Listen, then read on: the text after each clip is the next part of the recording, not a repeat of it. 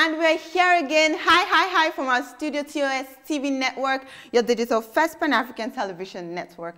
Thank you so much for keeping a date with me, Ruel Penao.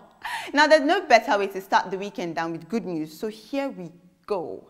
Nigeria's Okonjo-Iweala has been appointed as WTO Director General. Yes, let's meet our WTO Director General.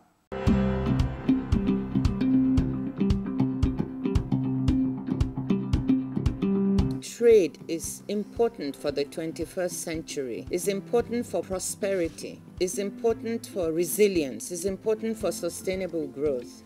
And the WTO is right at the heart of this.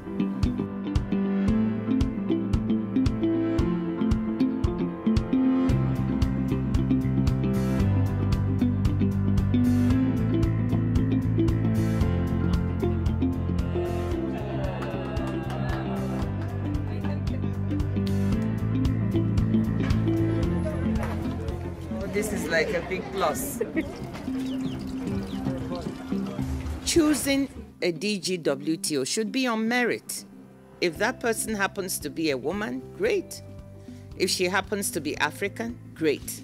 I hope it's a sign not only to women and girls in my country, but to women and girls worldwide that the world is ready and women can do it.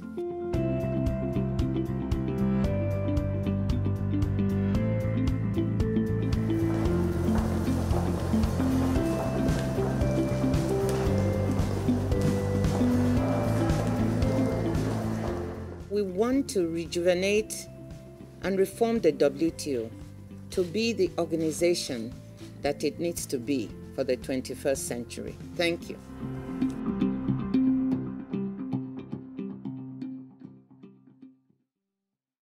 Siba, I believe this is more than a sign to women and girls in Nigeria and Africa at large. So let me tell you about the word revolution. A revolution is a fundamental and relatively sudden change in political power and political organization, which occurs when the population revolts against the government, typically due to perceived oppression or political incompetence. Anyway, this is exactly what happened in Libya when Gaddafi was overthrown. There are always consequences to every action. Let's hear what the young people of Libya have to say as they mark 10 years of revolution after, wait for it, 4 decades of dictatorship. In 2011, I lost my father, and I hardly knew him. I was young. He died while fighting. The revolution took my father from me, and despite that, I don't regret the revolution. My father gave his life for this country. The past 10 years have been very difficult for us young people. Not only for me, but all young people. Living conditions have been very difficult. There's been no work, there's been no normality. You get arrested, you get searched. It's been 10 really difficult years. We've lost a lot of friends, notably on the front lines. So our morale is at rock bottom, right down to zero. I would like this country to do better. Things aren't great right now. We don't feel safe. Security is the most important thing, and we'd like to start our studies again. Now, over the past few years, the way that Libyans have celebrated the anniversary of their February 17 revolution has been more of an indication of what went wrong rather than a joyous commemoration of the end of over 4 decades of dictatorship. So for more than 6 years, the country has been split between East and West, with the sides controlled by different authorities. But we must be careful what we wish for. So for my third gist, I almost said first gist. For my third gist, Mauritians call on the government to resign in mass protest. Now, do you know the Paradise Island, Mauritius, is on the European Union's blacklist of third countries that pose a risk to the bloc due to its anti-money laundering deficiencies. Now, third countries, calm down, are countries identified as having strategic deficiencies in their national anti-money laundering and counter-financing of terrorism regimes that pose significant threats to the EU's financial system. All that glitters is not gold, last. Anyways, here's the real news, okay? Thousands of Mauritians protested in the capital, Port Louis, calling for the government to resign, alleging corruption and fraud. They marched up to the office of Prime Minister Pravin Jugnauth, and the protesters heeded the calls of opposition parties to call into question the responsibility of those who hold political power. They said there's no transparency and they questioned their democracy. The government is also facing criticism over its transparency and mismanagement of a massive oil spill that occurred in August. So this is the largest major rally the island has seen in 40 years. What's it with Africans and 40 years? Anyway, government for the people, by the people, that's democracy. Africa is under attack. West Africa braces for Ebola outbreak as cases confirmed in Guinea. So last week, I know I told you about Congo, and now today is Guinea. Hey, Nigeria is in West Africa. Oh. The government of Guinea officially declared a new outbreak of Ebola on Sunday. The official confirmation of the outbreak comes after several cases were identified in the West African country. The head of Guinea's health agency, Sakoba Kita, said the country was experiencing an Ebola epidemic situation. 7 positive cases have been confirmed so far, including deaths, according to him. Meanwhile, the Ebola outbreak in Guinea has Nigeria on alert, obviously. Nigeria says it is monitoring the situation and will issue a public health advisory to address its concerns. Now, Health Minister Osage Ehanire said they would monitor all entry points to pick out any suspected cases. So now let me ask, how many of you had your bath with salt that year? But on a serious note, coronavirus versus Ebola, should the world just cuckoo end? Because I don't know what's going on. Anyway, thanks to Johns Hopkins, we shall be taking a little lecture on coronavirus mutation and what this means for the future of COVID-19. So the recent appearance of new COVID-19 variants that may be associated with increased transmission of the virus and disease severity has raised questions about the nature and rates of mutations in viruses. The answers to these questions lie in this lovely video by Johns Hopkins. Let's get schooled.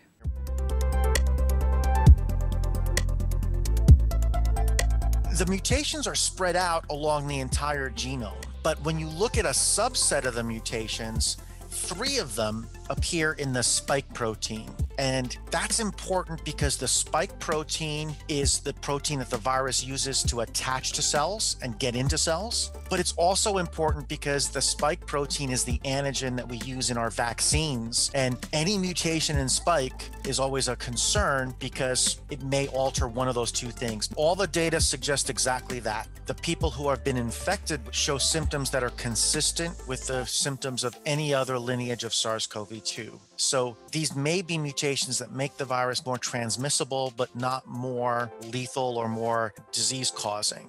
But we do have to remember that when a virus becomes more transmissible, that means that it could generate more cases, and then more cases, even without a change in hospitalization rates or fatality rates, will mean more serious cases.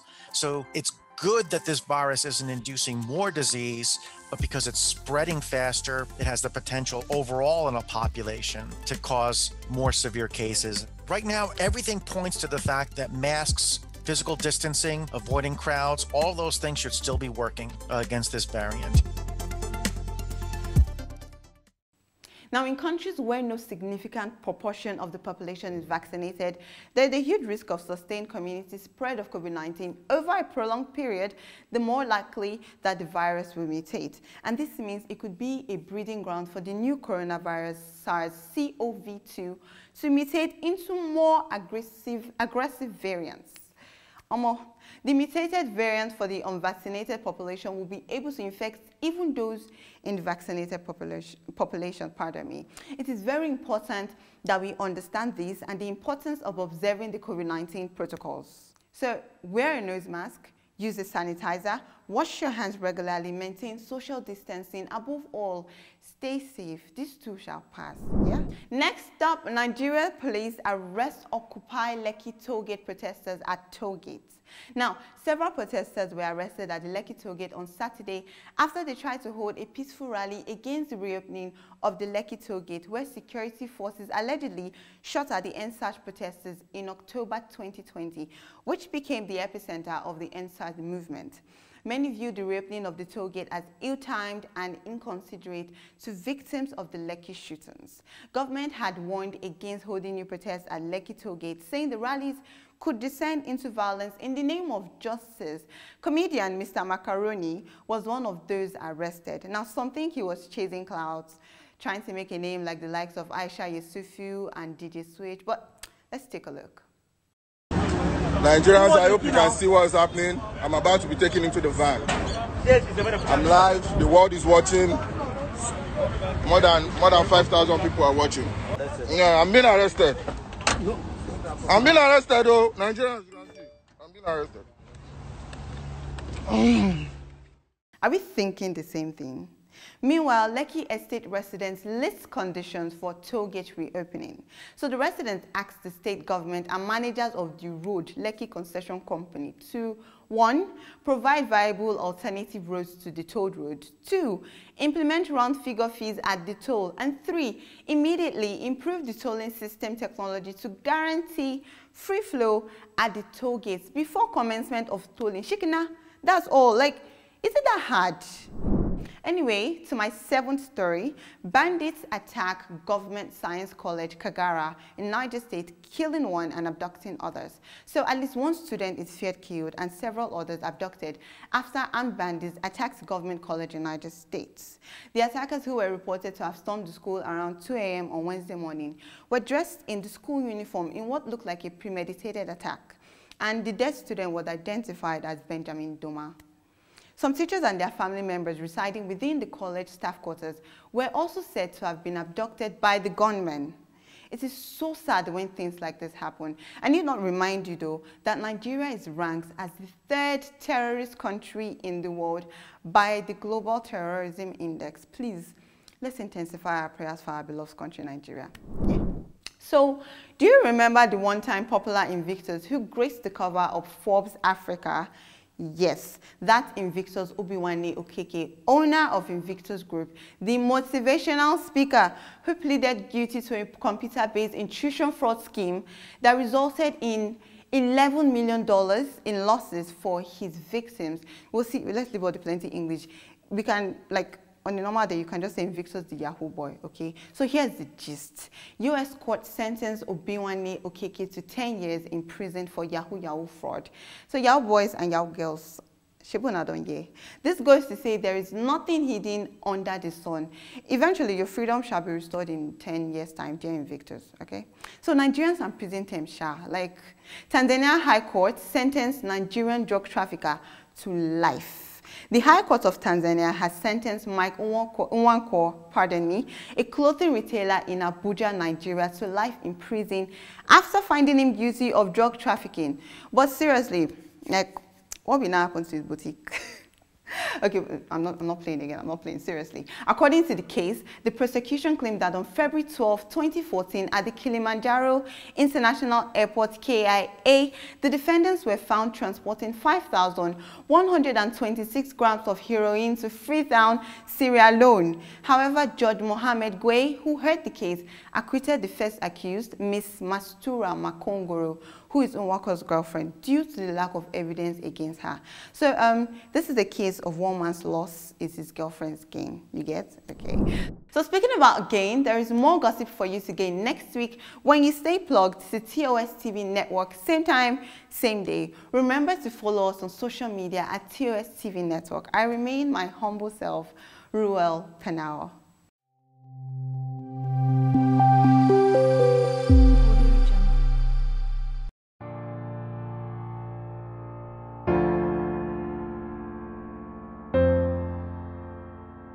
Audio Jungle.